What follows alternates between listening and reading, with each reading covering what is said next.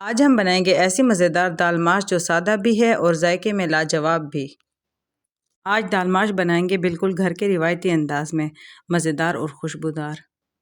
चलें तो फिर देर किए बगैर हम शुरू करते हैं अपनी दाल माश की मज़ेदार और आसान रेसिपी। अच्छा, मैं यहाँ पे आपके साथ शेयर कर रही हूँ 1 पाव दाल माश की रेसिपी। दाल को अच्छे तरीके से साफ़ कर कर इसको 2 घंटे के लिए भिगो कर रख देंगे। 1 पाव दाल के लिए 3 गिलास पानी के लेंगे और फिर आधा चम्मच नमक का शामिल करके दाल को अच्छे तरीके से उबाल लेंगे। अब दाल को 99% तक गला लेंगे। बात यह है कि दाल माश को इस तरह से पकाया जाए कि दाल बिल्कुल दानेदार हो और इसकी ग्रेवी हल्की सी लेसदार हो और गाढ़ी भी हो, तभी इसका असल मज़ा आता है।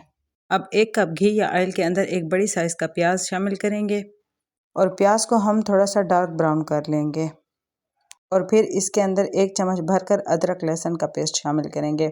आप अदरक भी लाजमी डालिएगा। दाल के अंदर अदरक का बहुत ही अच्छा टेस्ट आता है।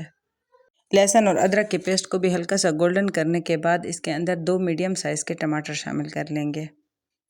और अगर आपको मेरी वीडियो पसंद आ रही है तो लाइक कर लीजिएगा और कमेंट और फॉलो भी ज़रूर कर लिया करें। अगर आप यूट्यूब से देख रहे हो तो आप मेरे चैनल को सब्सक्राइब कर दीजिएगा। आपकी सपोर्ट मेरे लिए बहुत कीमती है। अब शामिल करेंगे हस्बे ज़ायका सुरख मिर्च, थोड़ी सी हल्दी और साथ में हस्बे ज़ायका नमक। आधा चम्मच पिसा हुआ धनिया शामिल करके हल्की सी भुनाई कर लेंगे। फिर थोड़ा सा पानी शामिल करके मसाले को कवर कर लेंगे ताकि मसाला अच्छी तरह से नरम हो जाए।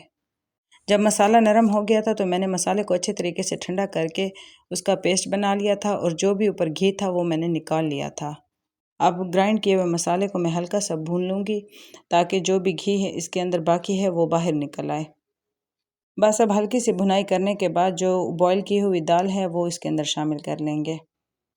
दाल शामिल करने के बाद बस चम्मच ज़्यादा नहीं चलाना वरना दाल के दाने टूट जाएंगे। हमें दाल को दानेदार ही रखना है।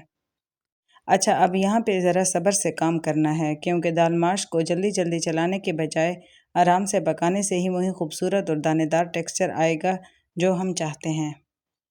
दाल अच्छे तरीके से मिक्स हो चुकी है। इसके अंदर अब यहाँ पे आधा चम्मच पिसा गरम मसाला शामिल कर लेंगे और फिर कवर करके 2 मिनट के लिए पकने के लिए छोड़ देंगे।